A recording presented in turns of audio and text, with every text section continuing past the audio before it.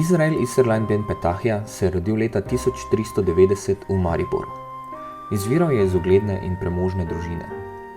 Po zgodnji očetovi smrti se je z materjo preselil v Krems k stricu Aronu, ki je bil rabin in Isserleinov prvi učitelj.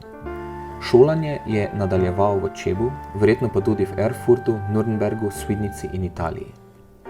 Leta 1421 sta bila njegova mama in stric ubita v pogromu nad dunajskimi Judi, zato se je preselil nazaj v rodni Maribor, kjer je leta 1428 postal rabin lokalne judovske skupnosti.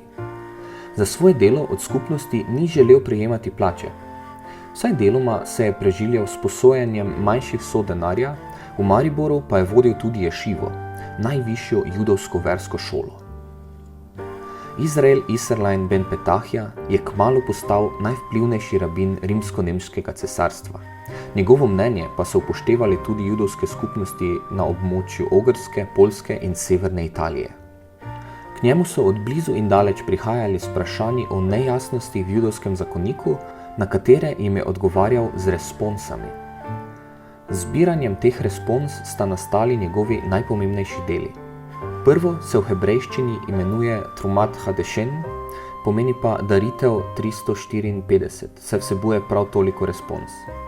Tega je uredil sam, njegovi učenci pa so po njegovi smrti uredili še Psakim uKatbim, oziroma razsodbe in listine z 267 responsami. Obe knjigi so leta 1519 v Benetkah natisnili, torej 31 let pred Trubarjevima abecednikom in katekizmom. Res, da je Isserleinova knjiga natisnjena v hebrejščini, ne v slovenščini, je pa kljub temu ta Mariborčan postal prvi človek z ozemlja današnje Slovenije, ki je dobil tiskano knjigo.